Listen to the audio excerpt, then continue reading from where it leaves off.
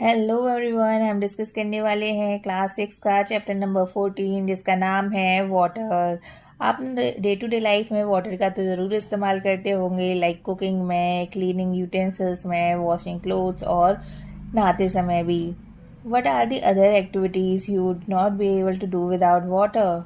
What would happen if we don't have easy access to water for a long period of time? Apart from drinking, there are so many activities for which we use water. क्या आपको कोई idea है कि आप एक single day में कितना water use कर लेते हैं? क्या आपको एक रफ आइडिया है कि आपकी फैमिली इन अ डे कितना वाटर यूज़ कर लेती है? ऐसा करने से आप एक आइडिया लगा सकते हैं कि the amount of water needed by one member of your family in a year. क्या आपको पता है फील्ड्स में भी वाटर का यूज़ होता है? We use wheat, right, pulses, vegetable and many other food item every day, right? And we know that some of the fiber we use for making fabrics come from plants. क्या इन्हें water की ज़रूरत नहीं होती grow करने के लिए? Yes, they need water. क्या आप अदर यूजेस ऑफ वाटर भी बता सकते हैं? वाटर का इस्तेमाल इंडस्ट्रीज में भी किया जाता है। So we need water not only for our day-to-day activities but also for producing many things. Now the question is कि water मिलता कहाँ से है? Where do we get water from? हम water draw कर सकते हैं from a river, springs, ponds, well or a hand pump. Some other might say we get water from taps.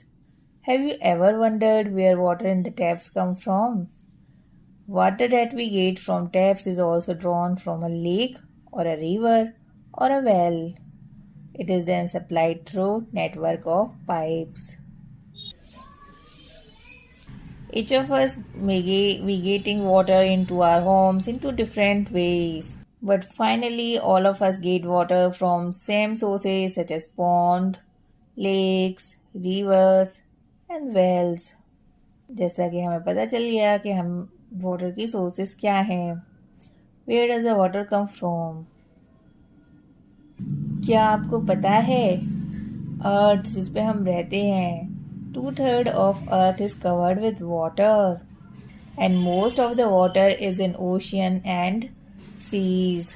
और जो भी वाटर हमें ओशियंस में या सीज में मिलता है उसमें बहुत सारा सॉल्ट डिजॉल्व होता है और ये वाटर सेलाइन होता है जस्ट बिकॉज इसमें बहुत सारा सॉल्ट डिजॉल्व होता है। इसीलिए it is not fit for drinking और अदर डोमेस्टिक एग्रीकल्चर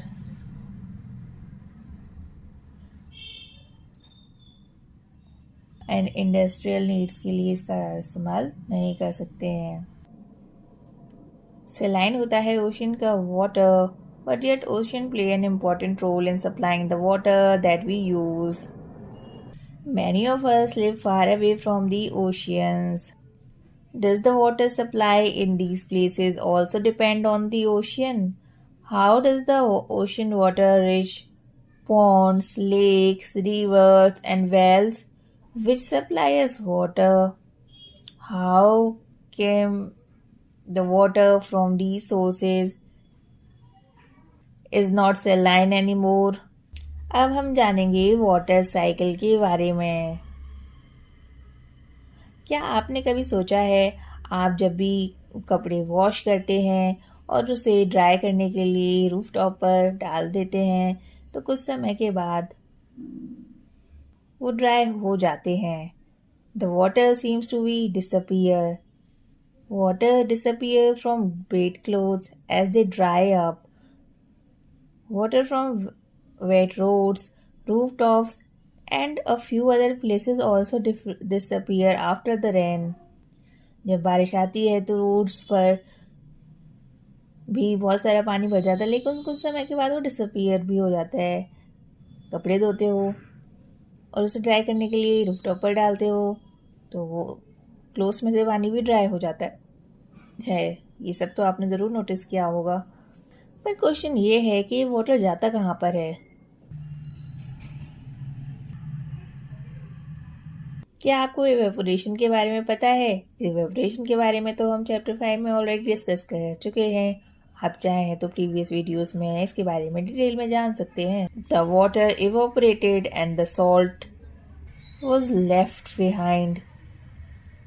जब हमने सॉल्ट और वाटर को सेपरेट किया था चैप्टर नंबर 5 में, हमने इसी एक्टिविटी के थ्रू जाना था ना कि इवेपोरेशन कैसे वर्क करता है।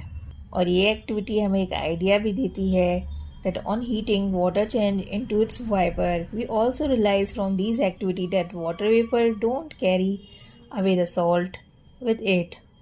Water vapors so formed become a part of the air and cannot usually be seen. We can also found that heating is essential to convert water into vapors. पर हमें कैसे पता चलेगा कि वाटर वेपर में convert हो चुका है? However, we have seen that water changes into its vapor also from the fields, roads, rooftops and other land areas. और जैसा हम ऑलरेडी डिस्कस भी कर चुके हैं चैप्टर नंबर 5 में, that too often salt water from the sea is left in a shallow pit to let the water evaporate. Evaporation के concept को अच्छी तरह से समझने के लिए आप एक एक्टिविटी भी परफॉर्म कर सकते हैं। आप कोई भी ग्लास या कोई भी प्लेट ले सकते हैं और आपको 2 प्लेट्स लेनी है और आपको एक प्लेट को सनलाइट में रखना है और एक प्लेट को शेड में रखना है, जहाँ पर या आप किसी रूम के अंदर भी रख सकते हैं उसे। और अब इन दोनों प्लेट्स में या जो भी आपने ग्लास लिया है इसमें इक्वल अमाउंट ऑफ वाटर डालिए। You can use a cap बोतल टू मेज़र अ वाटर। और आप 15 मिनट बाद दोनों बोतल्स को देखिए। क्या आपको ऐसा लग रहा है कि कुछ वाटर इसमें से कम हो रहा है? फ्रॉम विच बोतल it disappear first and what is the source of heat for this evaporation? During the day time sunlight fall on the water in oceans, rivers, lakes and ponds. The fields and other land areas also receive sunlight. As a result, water from all these places continuously changes into vapors.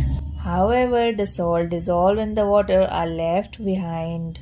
और जो भी आपने activity perform की है, क्या आपने ये find out किया कि water also disappear from the plate kept in the shade? जो वाटर आपने सनलाइट में रखा था वो तो डिसअपियर होता ही है आफ्टर सम टाइम, और शेड में रखा हुआ वाटर भी धीरे डिसअपियर होता है। Through it could have taken more time, लेकिन इसे थोड़ा ज़्यादा समय लग सकता है। Thus the heat from the sunlight reaches here. क्या ऐसा हुआ कि सनलाइट की जो हीट थी उसी की वजह से ये एवेपोरेट हुआ?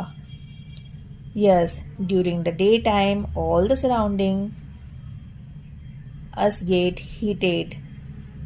This warm air provide heat for evaporation of water in the shed. Thus, evaporation take place from all open sources of water. As a result, water vapor get continuously added to air. However, evaporation of water is slow process. This is why we rarely notice its loss from a bucket full of water. In sunlight, evaporation takes place faster. On heating water on a burner, its evaporation takes place even faster. Is there any other process through which water vapor gets transferred into air? Loss of water by plants, इसके बारे में तो आप जानते ही हैं ना। Plant use a part of these water to prepare their food and retain some of it in their different parts. Remaining part of this water is released by plants into air as water vapor through the process of transpiration. और transpiration को समझने के लिए तो आप सभी ने activities भी परफॉर्म की थी, राइट? आप चाहें तो प्रीवियस वीडियोस में देख सकते हैं जिसमें हमने डिफरेंट टाइप्स ऑफ प्लांट्स के बारे में डिस्कस किया था। ट्रांसपिरेशन क्या होती है इसे हमने एक्टिविटी के थ्रू बहुत अच्छी तरीके से समझा था। Now water vapour enters the air through the processes of evaporation and transpiration. क्या आपको पता है क्लाउड कैसे फॉर्म होते हैं? आपने क्लाउड्स तो स्काई में बहुत देखे होंगे, राइट? चलिए इसे एक एक्टिविटी फॉर्म करके समझते हैं। आप एक ग्लास लीजिए, उसमें आधा ग्लास पानी ज़रूर हो और आप ग्लास को बाहर की तरफ से अच्छी तरह से क्लीन कर दीजिए और आप उसमें ऐड कीजिए some ice into the water and wait for 1 or 2 minutes. Observe the changes that take place on the outer surface of the glass. From where do water drops appear on the outer side of the glass? The cold surface of glass containing iced water cools the air around it, and the water vapor of the air condenses on the surface of glass. The process of condensation plays an important role in bringing water back to the surface of a